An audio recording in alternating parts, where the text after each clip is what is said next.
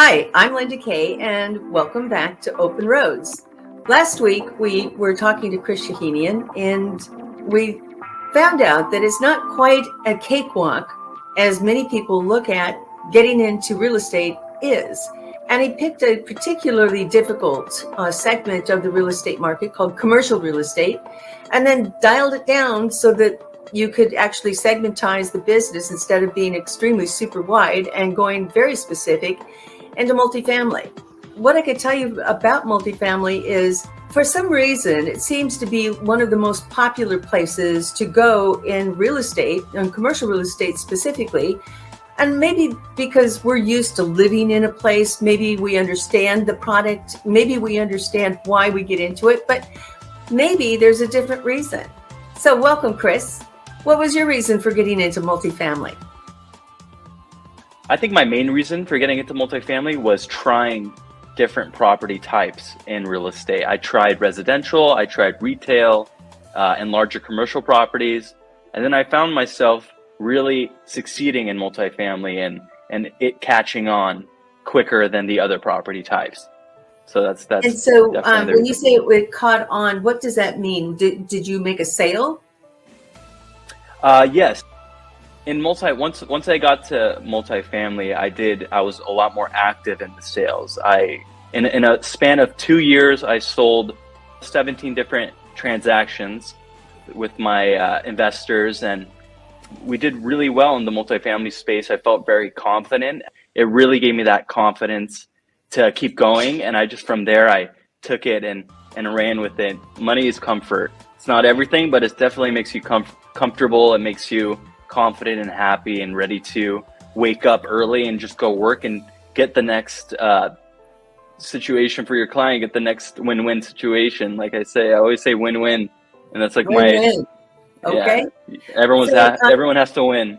You bring up a really good topic, and you're a really young guy to understand this, what I'm going to ask you next.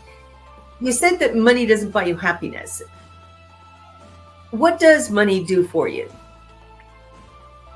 I think money definitely makes you more confident in the space and in this real estate industry. When you have more money, you feel you can do more things. You can invest. You can pay for these expensive softwares that cost a lot of money. And it's a good question, really. And I can go on for hours talking about why. We're not going to let you. Yeah. Let me interrupt you with another question then while you're on that thought. You talked about having tools. What does a good commercial real estate agent invest in for their tools?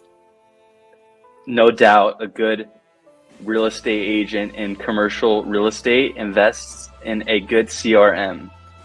It's a software where it keeps track of all your clients and all your leads. I use this software called Streak, and it's a great software because I have it integrated in Gmail, and I basically put all the property information, and I'll put follow-up for a week or follow-up in a month. I'll call the owner and I'll put down notes and see where they're at. What are their goals? What's their timeline? Real estate all comes down to timing. So if you're not on time, you can miss out on opportunity. So that's why having a CRM, making sure that it's holding you accountable. You get that email, it says, hey, this is your follow-up to call so-and-so because they said they'd be motivated now to sell. So there you go. Like, that CRM is 100% worth it. You should invest in a software that it's customer relationship manager. That's what CRM stands for. So, customers, relationships, and there's your manager telling you what to do. Do you market a lot to your clients or to your prospects? I do. I proactively market. I call them. I say, hi, how are you? What's your goal? Like, how you doing? Has anything changed? I don't do any mailing marketing. I think that's more of a passive thing because they'll see your marketing and then they'll call you. But I usually do a more proactive approach by just calling them and staying on their radar, staying on top of their radar. You mean you're not sitting and waiting for people to call you? Exactly. Yeah. Right. I'm just calling them. That's how I roll. How important, and that's a good way to roll, Chris. How important is it to be an expert in your field? expertise is understanding the area that you're calling, understanding how rents are in the area, understanding the different situations in escrow, the different situations in negotiating, and it's different all around LA, all around California. It's different. There's different situations in different areas where some areas the rents will be different, and some areas the amount of space outside would be different. So it all comes down to situations that you're in areas. You're saying that rents could vary. Could they vary from block to block? Yes, rents can vary from block to block. Even properties across the street from each other. Exactly. Yes, 100%. So, and would that be because they are not built at the same time, or they offer different things to attract a different kind of tenant? 100%. You're right. And going back to your statements, what makes expertise? I think expertise all comes down to experience too as well. Experiencing escrows and selling property. I think when you sell a property, you learn more than anybody would ever learn in a training. Of course, training is great. You want to be in a training program to get to that situation where you can sell a property. And really, when you're doing it and you have your feet wet and you're jumping in, that's where you really learn the most and you make mistakes. That's where the expertise sticks to you and you become an expert. You're talking to a prospect. You know, that's kind of a time for you to shine and to really show your stuff, to be able to answer the questions. Most investors are so eager to speak with a real estate agent, aren't they? No. What? Yeah. No, they're not. And that was kind of a trick question, because having been there myself for many, many years, your investors are busy investing. Right. So what's the best way to break through to them, Chris, in your experience, in your humble experience, your eager and very successful 4 years that you've been doing commercial real estate? Mm-hmm. What can you offer to our viewers that would say, oh, wow, I got to try that. Give me a hack. How do you get through to an investor?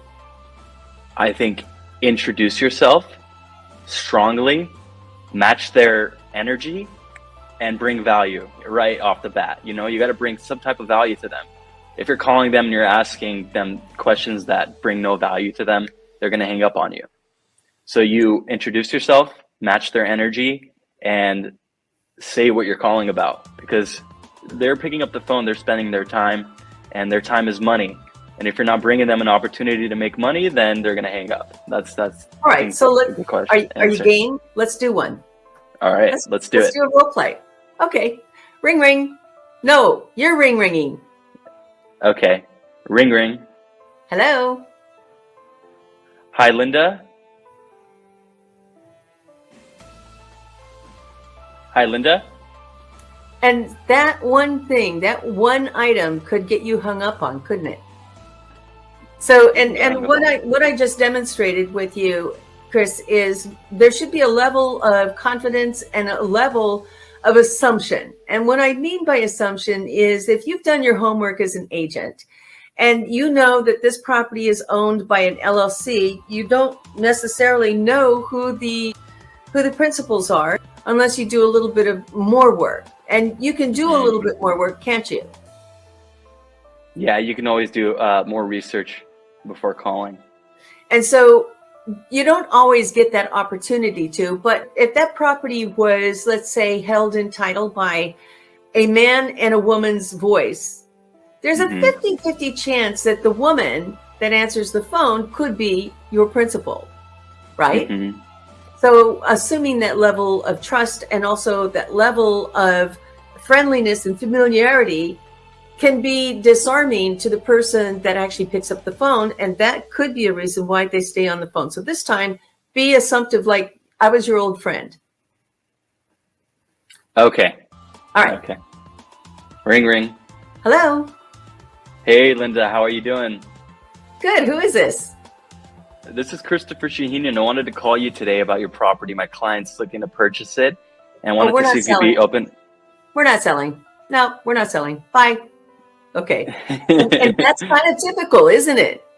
Yeah, that's typical. Yeah, Now, 100%. let me be a little friendlier, and so you can have a win on this one too, Chris. Okay, so All we'll right, try it all again right. for our viewers. Do it again. Okay, ring ring.